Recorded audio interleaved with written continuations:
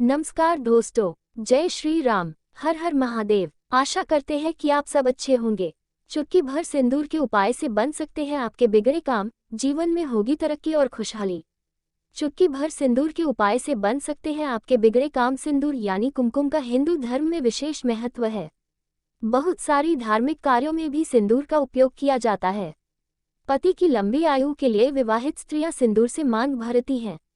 कहा जाता है कि जो भी सुहागिन महिलाएं नियमित रूप से अपने मांग में सिंदूर लगाती हैं उनके पति की आयु लंबी होती है। सिंदूर के बिना सुहागिन स्त्री का श्रृंगार अधूरा माना जाता है। इसके अलावा कई तरह के पूजा पाठ में सिंदूर का प्रयोग किया जाता है। लेकिन क्या आप जानते हैं कि धार्मिक कार्यों के अलावा भी सिंदूर के कई प्रयोग हैं जो आपकी मनोकामना पूरी कर सकते हैं। तो चलिए आज हम आपको सिंदूर के कुछ ऐसे उपाय बताते हैं जिसे अपनाकर आप आर्थिक समस्याओं से हमेशा के लिए छुटकारा पा सकते हैं। सिंदूर के उपाय। हिंदू धर्म में प्रत्येक सुहागन स्त्री का सिंदूर लगाना आवश्यक होता है। सुहागिन महिलाओं को बाल धोने के बाद मां गौरी को सिंदूर अर्पित करने के बाद उसमें से थोड़ा सा सिंदूर अपनी मांग में भरना चाहिए। इससे मां गौरी का आशीर्वाद बना रहता है। मान्यता है कि इससे महिला के पति का स्वास्थ्य भी अच्छा रहता है। कुंडली में सूर्य की स्थिति मजबूत होने से व्यक्ति सूर्य की भांति चमकता है, उससे यश की प्राप्ति होती है। ऐसे में यदि आप यश कीर्ति प्राप्त करना चाहते हैं या आपके पिता के साथ संबंध में समस्याएं हैं तो तांबे के लोटे जल लेकर उसमें चुटकी भर सिंदूर मिलाकर प्रतिदिन सूर्योदय के समय सूर्यदेव को अर्घ्य दें।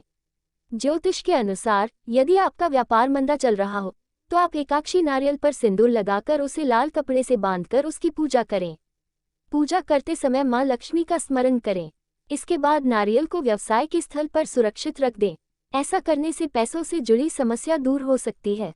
यदि आपके घर में झगड़े की स्थिति बनी रहती है या जीवनसाथी के साथ संबंधों में परेशानियां चल रही हैं तो सिंदूर में थोड़ा तेल मिलाकर अपने घर के मुख्य दरवाजे पर स्वास्तिक का निशान बनाएं। ज्योतिष के अनुसार इस कार्य को लगातार 40 दिनों तक करने से घर की नकारात्मक ऊर्जा दूर होती है और खुशहाली आती है।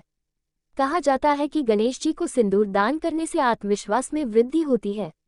ऐसा करने से आपको परीक्षा में सफलता मिल सकती है।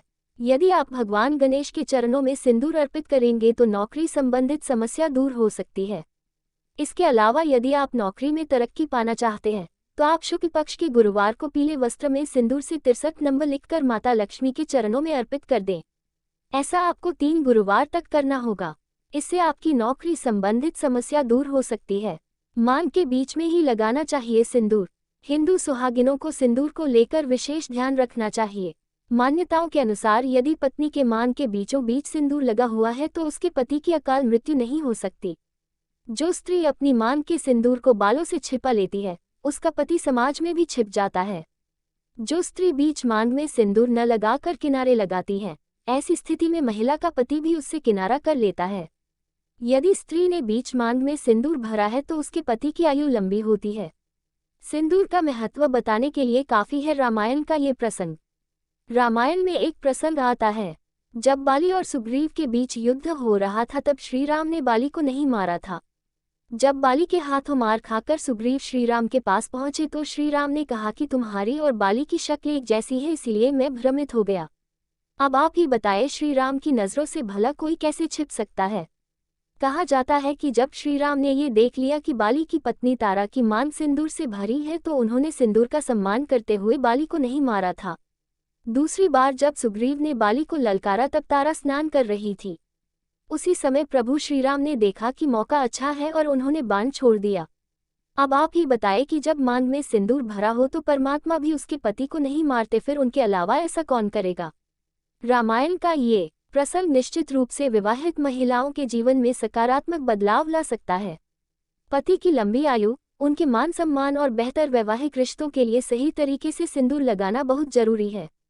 अगर आपको ये स्टोरी अच्छी लगी हो तो कृपया मेरे चैनल को लाइक और सब्सक्राइब करें। धन्यवाद।